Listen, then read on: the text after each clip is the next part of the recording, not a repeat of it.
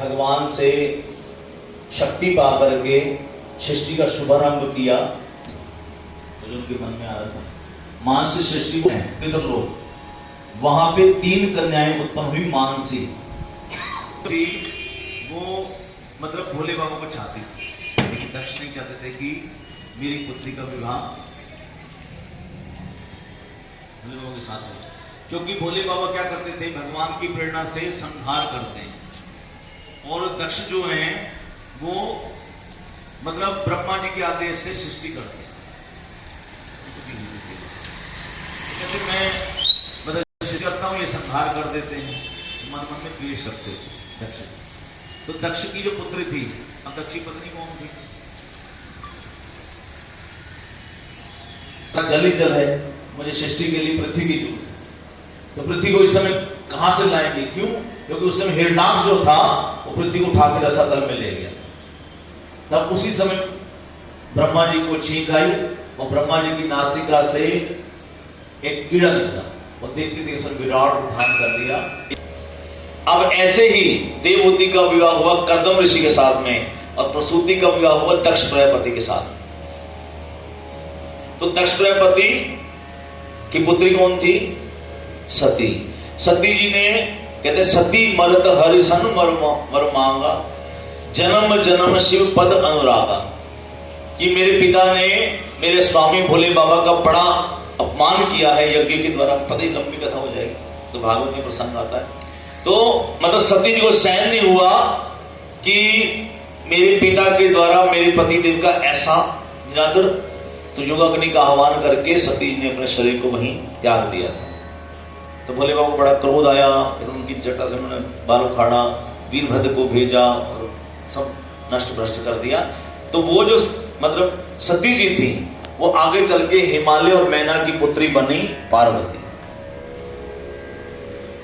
मतलब 3 मानसी कन्याओं से ही कलावती से राधा जी का, क्योंकि अगला जन्म इनका हुआ, ठीक है, किसका हुआ? ये कलावती और सुचंद्र, क्योंकि उनको रत्नमाला तो सीधे ही सीता जी, विधि जनक के साथ विवाह हुआ तो सीधे ही सीता जी मिल गई उनकी पुत्री रूप से। और मेनका यानी मैना और हिमालय का विवाह हुआ तो उनको साक्षात पुत्री पार्वती मिल गई। लेकिन कलावती और सुचंद्र ने जाकर के नैमिषारण्य में जो देवताओं के 12 वर्ष होते हैं वहां जाकर के घोर तपस्या की।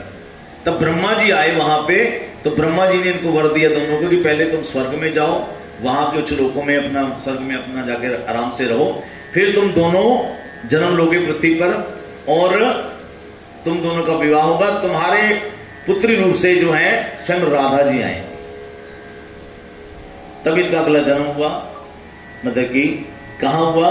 सुचंद्र जी का जो जन्म हुआ वो सुरभानु जी थे ब्रजमंडल धाम में, उनके पुत्र बन के आए, नाम हुआ इनका वृषभानु। और कलावती का कहां जन्म हुआ? कलावती का जन्म हुआ स्थली थी, यज्ञ कुंड था ना, जैसे मां से द्रौपदी जी आई थी, ऐसे ही यज्ञ कुंड में से वो मतलब ये कीर्ति जी प्रकट हुई। तब विश्वभानु और कीर्ति का नंद महाराज ने विवाह करवाया था, क्योंकि नंद महाराज के साथ में बड़ी मित्रता थी विश्वभानु जी की, तो उन्होंने इनका विवाह करवा दिया। इन दोनों को पिछले जन्म की याद थी, कीर्ति को भी और विश्वभानु जी को भी।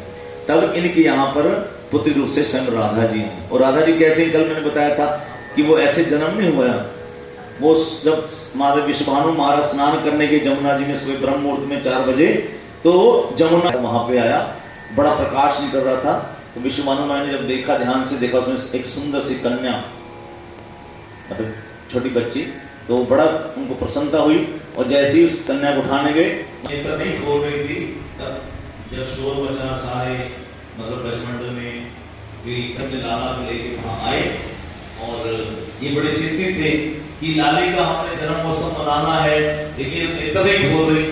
तो नीचे उतारो, तो जमीन में नीचे उतारा तो बातें करने लगे भगवान श्री कृष्ण घुटनों के बल चल करके, जहाँ पल्ला में राधा रानी सोई हुई थी वहां पहुंचे। जैसी पल्ला को हाथ लगाया, राधा ने समझ गई कि मेरे प्रभु आ गए हैं, और उसी समय नेत्र खोले कि सबसे पहला दर्शन मैं अपने प्रभु का करूं। उसी समय नेत्र राधा। तो ये है मतलब हमारी समझ। इस प्रकार राधा रानी का प्रकट्य हुआ और बड़ा आनंद हमने लिया। और भी प्रश्न?